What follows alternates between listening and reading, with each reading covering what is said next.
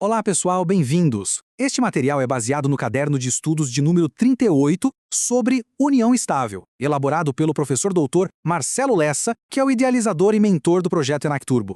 Se você já se perguntou qual é a linha exata que separa um namoro de uma união estável, ou, por exemplo, como a herança é dividida quando não tem casamento no papel, essa análise foi feita pra gente. Vamos mergulhar nos pontos que são figurinha carimbada em qualquer prova. Vamos nessa! Olha só o nosso roteiro, bem direto ao ponto. A gente começa definindo o que é uma união estável e, tão importante quanto, o que não é.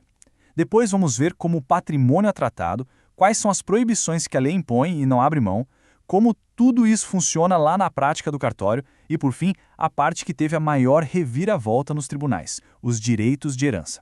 Vamos cobrir tudo que é essencial. Então vamos lá, começando pelo básico, que é justamente onde muita gente boa tropeça. Afinal, o que é que de fato configura uma união estável para a lei? E aqui está o X da questão, né? A dúvida é que define se um relacionamento vai ter consequências jurídicas ou não.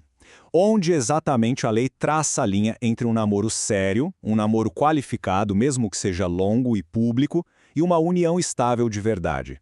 A resposta, e essa é uma sacada genial consolidada pelo STJ, está no tempo do verbo. No namoro qualificado, o projeto de família é algo para o futuro, sabe? Um dia vamos ter uma família. É uma projeção. Agora, na união estável, a família já é um projeto do presente. O casal já se vê e se apresenta para todo mundo como uma família hoje. Essa é a virada de chave. Formalmente, o Código Civil nos dá a receita do bolo lá no artigo 1123. A convivência tem que ser pública, ou seja, não pode ser escondida, contínua, sem aquelas idas e vindas que quebram a estabilidade e, o mais importante de tudo, estabelecida com o objetivo claro, presente, de constituir uma família.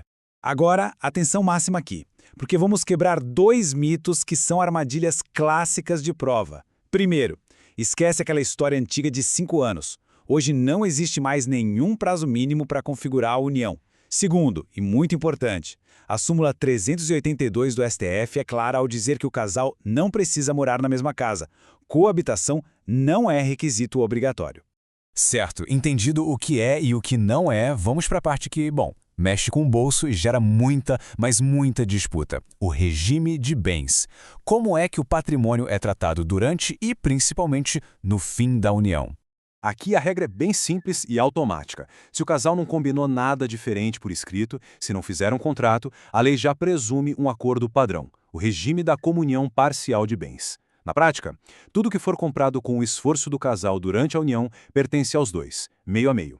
E aqui, pessoal, tá o pulo do gato, a pegadinha que as bancas adoram. Se o casal, depois de um tempo junto, resolve fazer um contrato para mudar o regime, digamos para separação total de bens, essa nova regra só vale dali para frente. Ela não retroage para pegar os bens que já foram comprados. O efeito é ex nunc, ou seja, para o futuro. Isso cai demais. Muito bem. Agora a gente precisa falar sobre os limites, sobre o que a lei não permite de jeito nenhum. Existem linhas vermelhas bem claras que não podem ser ultrapassadas na hora de formar uma união estável. O grande pilar que sustenta todo o direito de família no Brasil é o princípio da monogamia.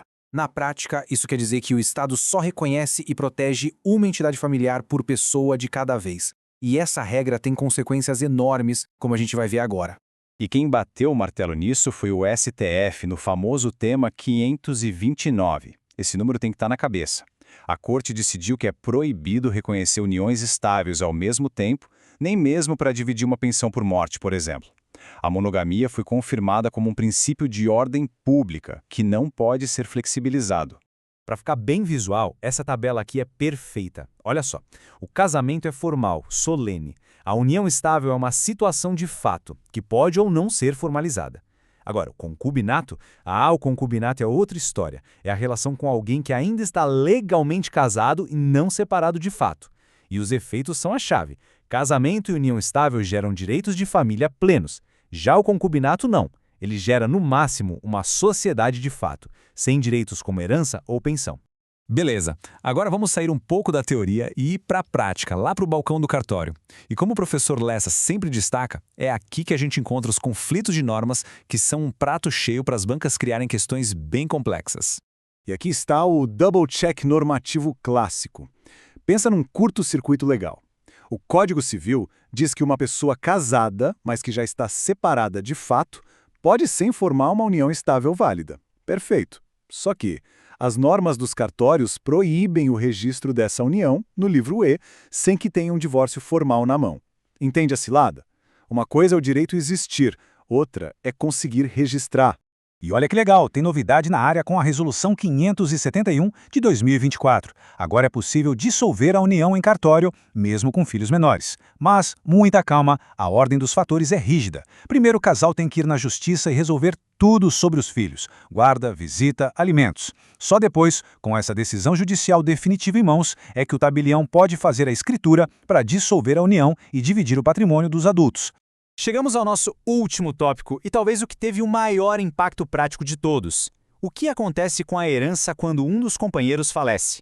A resposta para essa pergunta mudou da água para o vinho nos últimos anos. Aqui a gente tem uma verdadeira revolução jurídica. O artigo 1790 do Código Civil, aquele que criava um regime de herança todo diferente, bem prejudicial para o companheiro, simplesmente não existe mais. Ele foi, nas palavras do próprio STF, jogado na lata de lixo da história. Foi declarado inconstitucional. E o número mágico que provocou tudo isso é o tema 498 do STF. Anotem bem, tema 498.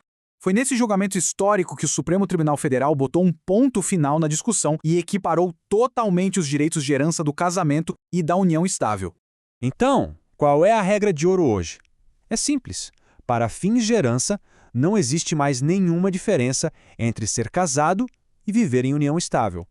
O companheiro que sobrevive herda exatamente nas mesmas condições, concorre com os mesmos parentes e tem as mesmas garantias que um cônjuge viúvo. É a isonomia na sua forma mais pura. E isso nos deixa com a reflexão final, né? Se os direitos de herança agora são idênticos, qual a real diferença prática que ainda resta entre casar e viver em união estável?